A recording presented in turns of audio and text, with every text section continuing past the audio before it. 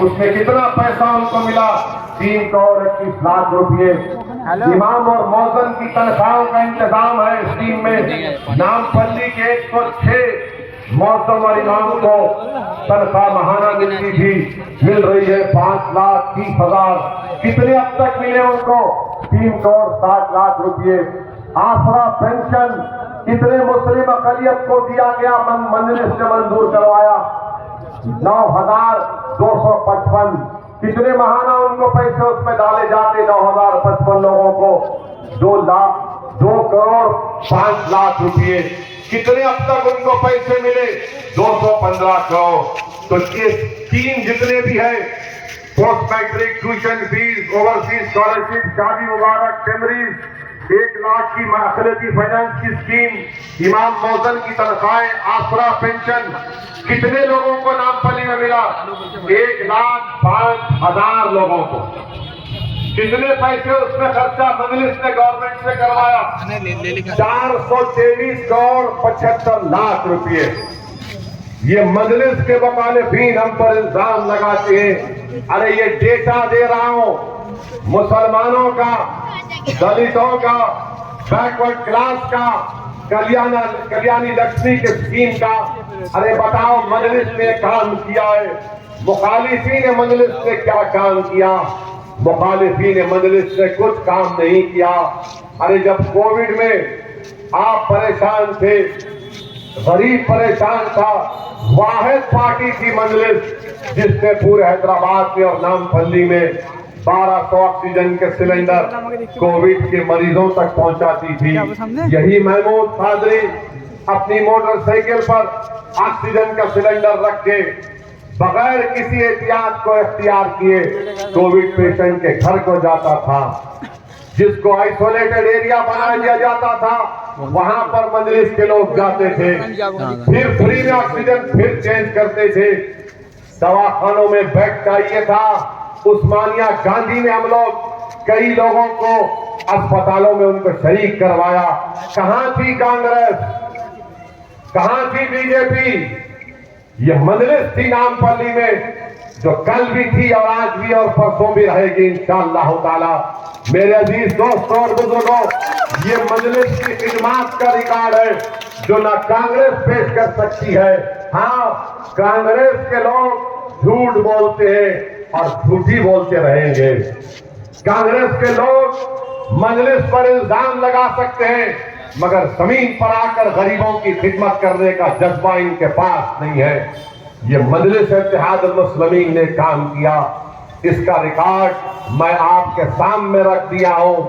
मैं आपसे गुजारिश करता हूं कि 30 नवंबर के दिन आप अपने घर से निकलकर अपना एक वोट मजलिस इत्तेहाद मुस्लिमीन के हक में इस्तेमाल करिए। मैं नामपल्ली की आवाम को, फसलांसर की आवाम को, सैयदनगर की आवाम को बाखबर कर रहा हूं कि इस असेंबली के इलेक्शन में माजिद हुसैन की कामयाबी को रोकने के लिए दिल्ली से आरएसएस के लोग आकर कांग्रेस के लिए काम कर रहे हैं और वो ये तय कर लिए हैं कि वो कांग्रेस के उम्मीदवार की खुली तायीद कर रहे हैं। आरएसएस के लोग बीजेपी का उम्मीदवार अपने घर में बैठ चुका है। मेरे भाई, जब दुश्मन मुत्तहिद हो रहा है तुम्हारा, तो क्या तुम इंतशार की कैफियत में रहोगे या फिर तुम एक शीशा पिघली हुई दीवार की तरह इन बातिल ताकतों के आगे खड़े हो जाओगे? आरएसएस उतर चुकी है मैदान में। बीजेपी नहीं चाहती कि मजलिस का उम्मीदवार कामयाब हो जाए। अरे हमारा हरीफ मुत्तहिद हो रहा है, तो हमारी जिम्मेदारी है कि हमारे हर घर में, हमारी हर सोच में ये बात पैदा हो जाना चाहिए कि 30 तारीख के दिन हमारा वोट, हमारे घर का वोट, हमारे बाप का वोट, हमारी माँ का वोट, सबका वोट अगर पड़ेगा तो मजलिस इत्तेहाद मुस्लिमीन की कामयाबी के लिए पड़ेगा। हम अपने इत्तेहाद को कमजोर होने नहीं देंगे। अरे जब तुम मुत्तहिद हो रहे हो तो वो हमको भी अपने आसफों में इत्तेहाद को मजबूत करना पड़ेगा। मेरी आप तमाम से दरख्वास्त है कि जरा सी भी कोताही मत करिए, जरा सा भी अपनी वोट को जाया मत करिए।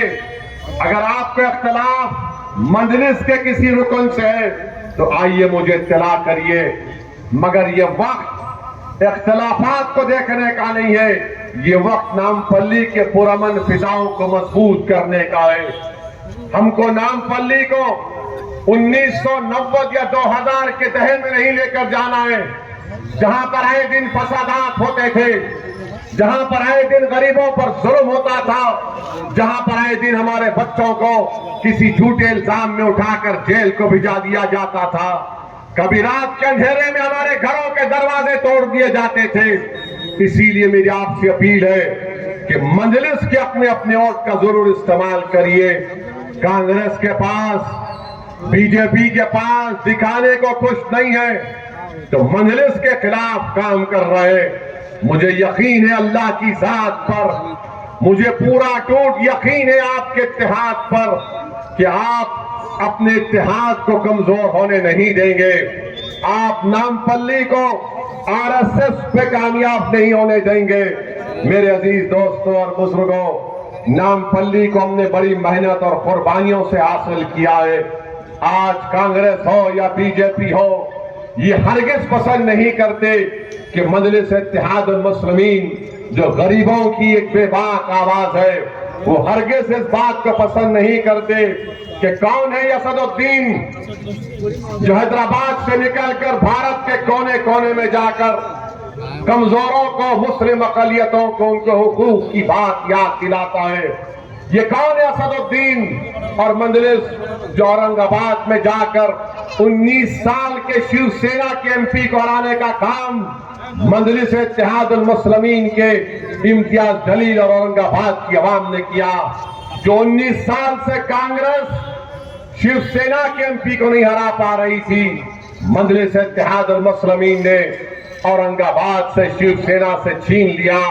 इनको इस बात की तकलीफ है, इसीलिए देख रहे हैं कि महाराष्ट्र में मजलिस के 2 एमएलए हैं, 100 से ज्यादा मजलिस के कॉर्पोरेटर हैं, बाकी ने बल्दियां हैं।